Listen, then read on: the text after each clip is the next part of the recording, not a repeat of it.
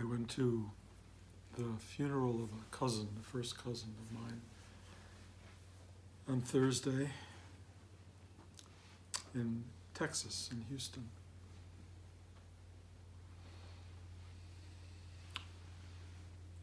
In the Jewish faith, you know, we bury people very quickly. So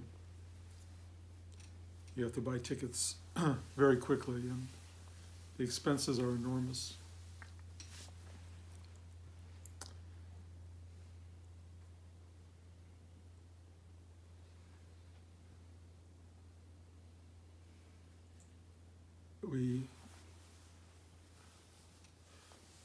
Blanche and I flew down,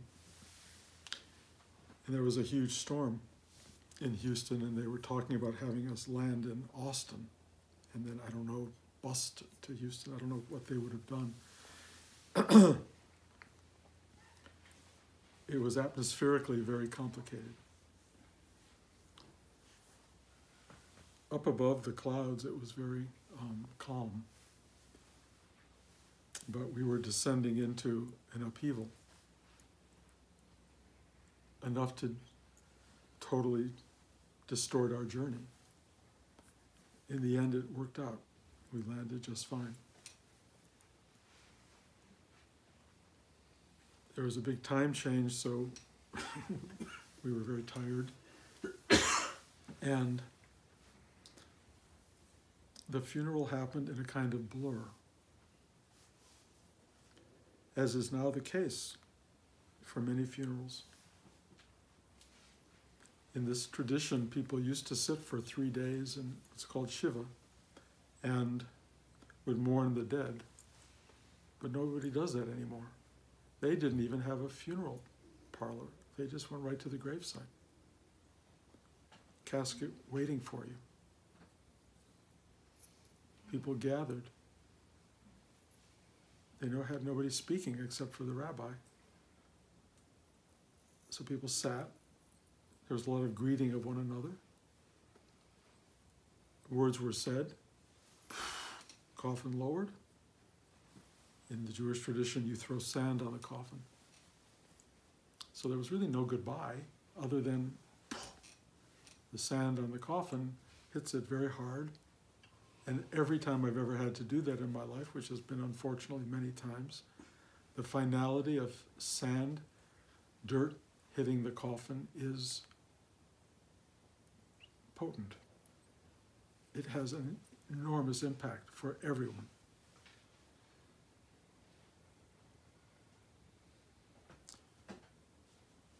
The last funeral I went to, I got blamed for handing the shovel to somebody, and they said very clearly here, do not hand the shovel, put it back in the dirt, and let somebody do the entire task themselves. It's fine. After the funeral, we went back to the family house for a short kind of Jewish meal. A lot of eating at these events. And then we're all taken in cars to the synagogue, which was now armed outside with police because of current events. And there was a service and then a huge banquet afterward. And then a lot of hugging. People said goodbye. We went home to the hotel, got on a plane the next morning and left. And it didn't hit me until I was on the plane going home that my cousin had died. It was so empty on some level. There was a lot of familial love and all the stuff that happens at funerals, people connecting with one another. There was a sense of life goes on. But in the old days, when somebody left the world, you stopped and you paused long enough to understand what that meant. That life had real value, that life was recognized. People often would get a chance to speak about the loved one. There was a kind of organic flow of events that helped engineer you into what was to come, meaning absence of somebody who was a part of your life.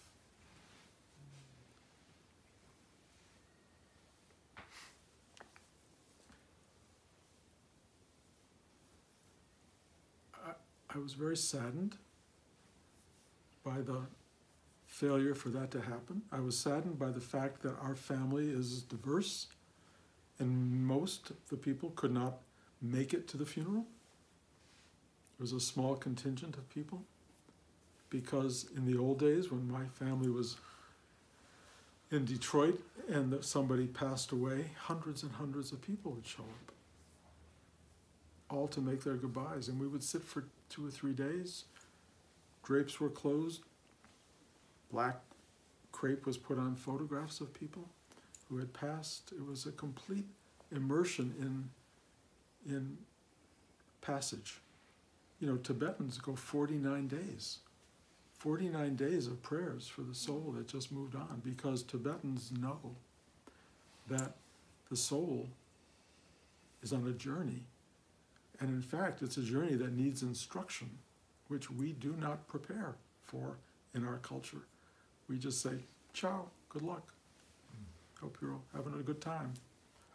You know, ashes to ash, dirt to dirt.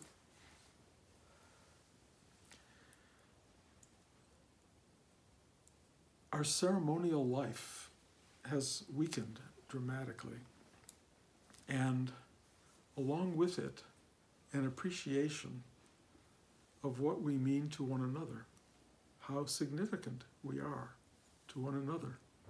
And when you just put someone in a grave and turn away, and you don't even walk around with a little band anymore telling people you're in mourning, you just walk around like nothing happened. So everybody is just going, hi, how are you? You know, it's like there is something to be said for loss in human life. There is something in loss that expresses the appreciation of what was. The what was is not even past tense normally, it is what is. When we are together, when we are sharing our lives, there is something so phenomenally rich and precious and something to be celebrated and loved, so that when the time comes to depart, there is a hole left in us that is not emptiness, but a doorway to a channel to fullness.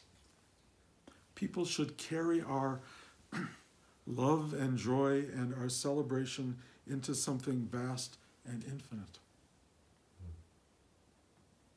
Instead, it's just they go into the ground, throw some dirt on it, finished.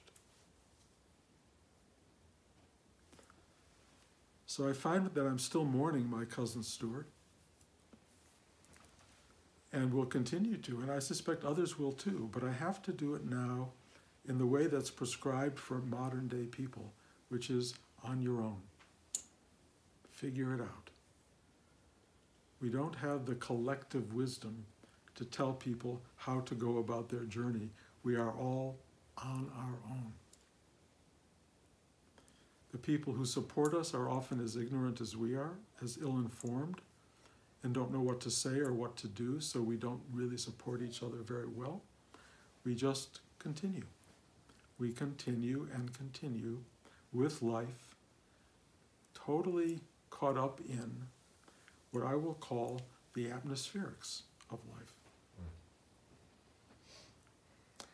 But it was wonderful that we flew in on a plane over the atmosphere, and then the atmosphere cleared enough for us to enter into the space of this familial event. What's extraordinary about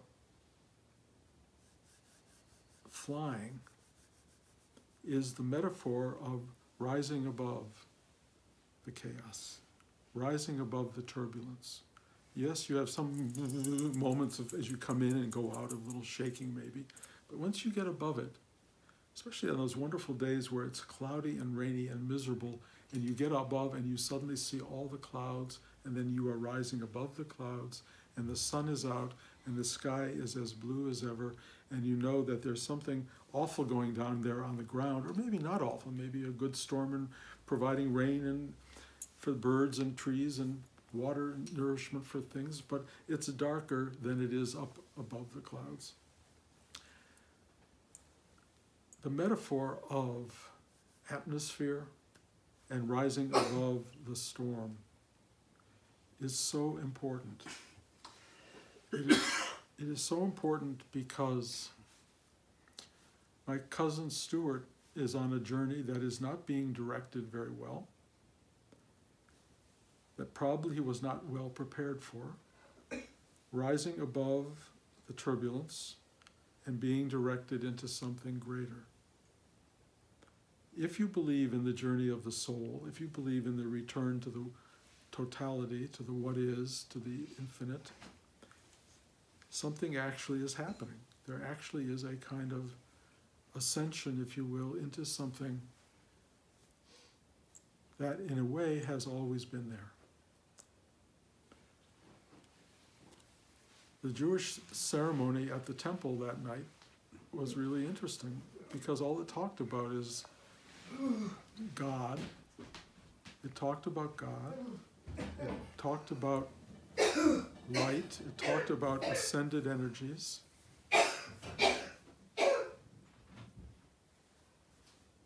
And it had this remarkable reminder that we sit once a week and remember that which we come from.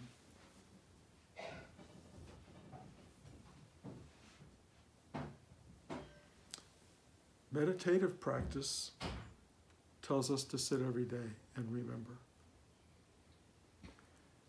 And what happens to people who have announced their intention to remember where they come from, that God is in his heaven, open ye heavenly gates. If you can sit every day and remember, there comes a point where those gates open and the heavenly spirits, if you will, the realm of something transcendent, arrives and channels through you and speaks to you all day. And it is something that comes through from higher atmospheres into the turbulence of our day-to-day existence. Being able to rise up through the rainstorm into the brightness of the sky while you're sitting home in the pouring, thunderous rain is an incredible gift. And those who practice readily and regularly their spiritual work find that they have a conduit to or a channel to something that reminds them that even in the worst of times, there is this transcendent space which is above us, and if we stay open to it, within us, and available through us to others.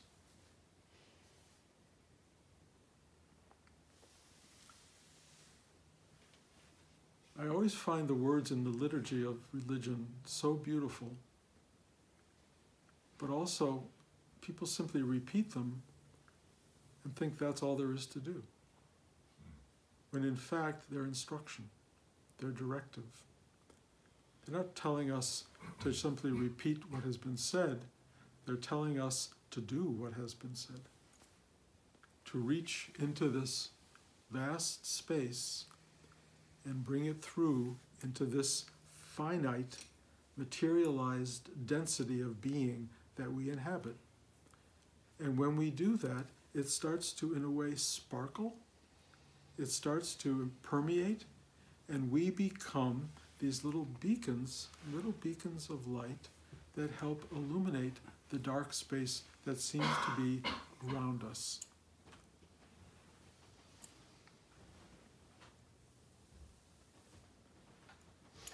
When you have an occasional storm, there's a certain pleasure in it. The rain comes, the day changes, the atmosphere changes, and we have this sense of activity, we have this sense of life-bringing energies that come out of storms, usually. And we can somehow sit and embrace the what is of it. But if you have a storm that lasts for many days, if you have storms that represent extreme weather, which are starting to happen and permeating our world, then sitting in it and just luxuriating in the transformation of the environment isn't going to work. The environment is in upheaval. Rising above the storm becomes harder. You may have to be diverted to Austin or elsewhere. You may not be able to get your plane off the ground. You may not be able to land anywhere that you want to land. This kind of weather, this kind of atmospheric, is very complicated and difficult, and it requires a whole new muscle system within you that can rise up above the tumultuous energies of the atmosphere and rise up no matter what is going on and reach into the sunlight.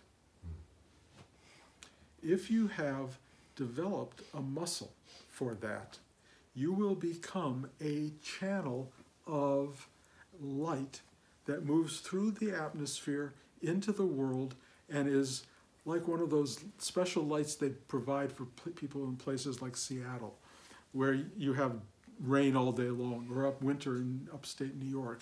You have these lights that bring you a feeling of sunlight and help get you through the day.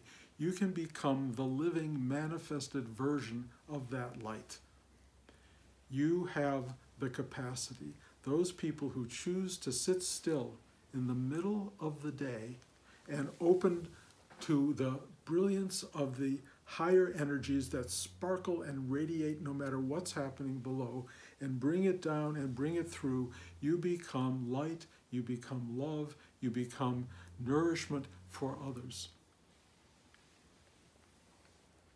Because we are entering into atmospherically charged times, according to scientists and reporters, only going to become much more so in times to come, we need channels of light. We need channels. And in a certain sense, they have to be self-selected. You can't program someone to be a channel of light. I mean, you can do something to people. If you cause enough suffering, pain, and grief in certain people's life, or love and longing, you can create a device, a mechanism that reaches for its own survival into the light. And people I know who've suffered greatly are more beacons of light than people who've had fairly nice lives. But also people who have understood somewhere in their meditative life that they can sit and they can regularly, daily do this workout, which means open, open, open, open, or let me put it more gently, allow to open, allow to open, allow to open, all of these centers so that this exquisite, higher, clarifying, loving beauty of love and caring and compassion can move through you, cycle through you, and then enter the horizontal, if you will, of everyone around you, in the world around you, and you can become the source that helps people through their tumultuous day. And if more and more people are going to be going through this tumultuousness, they need you more than ever. And either you self-select to become that person, or you become the problem, part of the problem.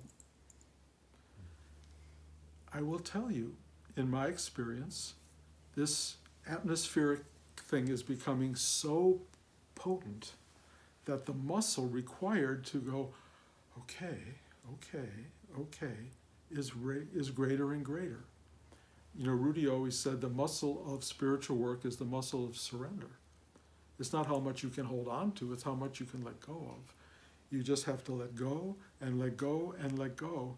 And my discovery is, as the atmospherics become so active and pounding upon you, when they become thrown at you, you really have to do the work.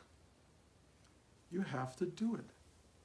You know, I went to put my hand out to a St. Bernard the other day, and he was coming over to me from a mailbox that his owner was at, And I just wanted to go like, put my hand out in some casual way that he could sniff me and know who I was. He went and he bit my hand. He just bit me. And I was, what? I was doing everything right, but he was scared. And the atmospherics were such that I got bit. And then blood surging down my arm, and the woman who's at the mailbox is so upset, and and it hurt. But I was not that far from home, so I can go home and cleanse it. And I had this, I had this pulled IT muscle, which I've talked about. But anyway, I'm sitting in class today, and this dog bite is killing me. You can't even see it anymore. I mean, there's nothing there, but my whole hand still hurts, and it's throbbing, and my leg is throbbing, and the atmospherics are really potent. And I go, you got to teach a class here. You can't be sitting in your hand. You can't be sitting in your leg. All of this stuff that's going on is like none of your business. It just is. It just is. There is a deeper, greater, sweeter, more dynamic energy at play than your own discomfort. And so it was wonderful in a way, because I had to work harder to let go of the distraction and just be present for you. That's, in a way, the great spiritual calling, to be present for the other, to show up for the other. And it's harder to do when life is hitting you hard. And right now it's hitting people hard. A lot of people, maybe not you or you or you, I don't know, but a lot of people around me are really feeling stuff. So all I can tell you is, this is the time to channel, meaning get still and open to something that transcends your pain and your difficulty. Be available and just allow this energy, which is multidimensional, vast, ancient, brilliant, and I can't give it enough adjectives or adverbs. I can only tell you it is the knowing, all-powerful truth of being, the ascendant energy that for some reason is available to you. In fact, not only is it available, you are constructed of it. You are one with it. And if you allow it in and you don't get caught up in the me and the I, but in the we and the us, this thing comes through and you become available to everyone in spite of your shit and your suffering and your pain. It's hard work. It's hard work, but it's important work. And I will tell you this, in the weeks, months, and years and decades, whatever we have left that are coming,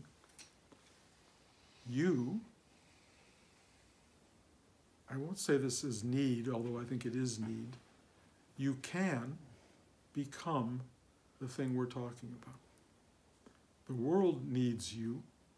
You can self-select based on nothing else but your goodness and kindness and humanity to be something that transcends your daily drama and reaches for this other thing that you can then share one-on-one with other people, or one-on-two, or one-on-five. And if you want to teach people, you can do that. You can become a teacher, either literally like this, or you can become a teacher who simply illuminates the world by walking around holding on to whatever ray of light you can find. I know this sounds cliched and corny, but I'm telling you, day to day, right now, the world needs that. It needs that. And you are the vehicle through which it can happen. And so I lay this out. I've been doing it every week now because I feel it's so important that we don't just sit back and remain students of this. There's a certain point where the students have to become the teachers, or at least really good students, and share their lesson, share their understanding. This is the time, this is the date, not tomorrow, not on Tuesday, now, today. Make yourself available. Be the love that the world needs, because you do have that love, because you're connected to it, and because you care, and I know you do.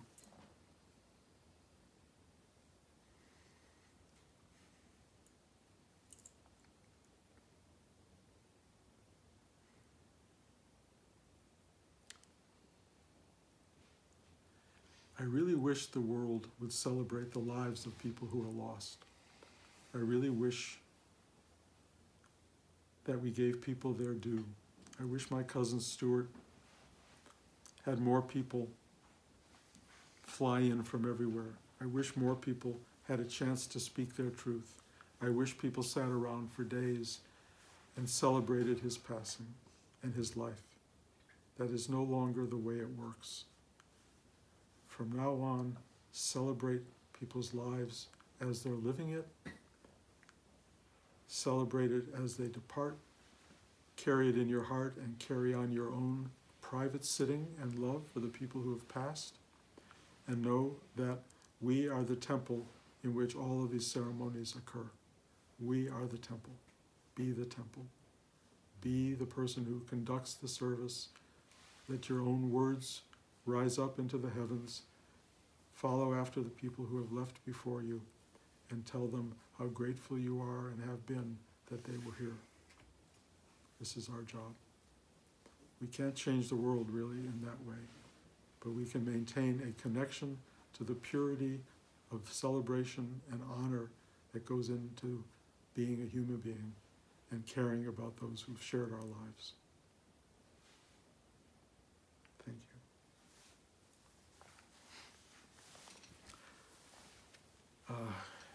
Any questions? Is that a nose wipe or a question? I thought it was a namaste, but namaste. I could come up with a question. That was a kind of a nose wipe namaste, but it was very nice. I'll take it as a namaste. So, I get a lot of messages from my body. You were talking about the throbbings, and and I get them sometimes in relationship to the circuit that you ask us to breathe. And sometimes it feels like the throbbing is a blockage, and sometimes it feels like it's a deficiency, and sometimes it feels like a lot of different things. And so I'm wondering, like, where do you draw the line? Like, where is so you're not getting wrapped up in, just kind of some kind of weird pain that happened to you, but you are paying attention to, like, the process of opening. The great answer to that question really has to do with the witness. Rather than being the pain, watch it. Watch what's going on from a very still point. And then, as I've often said, ask who's watching. Because the watcher's not in it. The watcher can engage it, but mostly the watcher is a very still-pointed awareness. And then the mind materializes out of the watcher to engage. But preceding the mind is that which is. And it just watches, and it has qualities of being. The key quality of being is it loves you. So I would encourage you to try to, even in the worst of pain, find that. It's not always possible, and as I've often said, Christ on the cross couldn't find it. So we can't always find it. It comes when it wants to.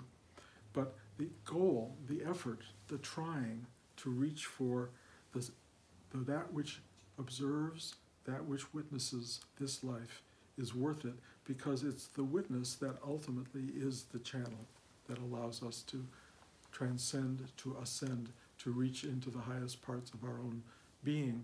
And in the beginning, we're not good at it. We struggle with it.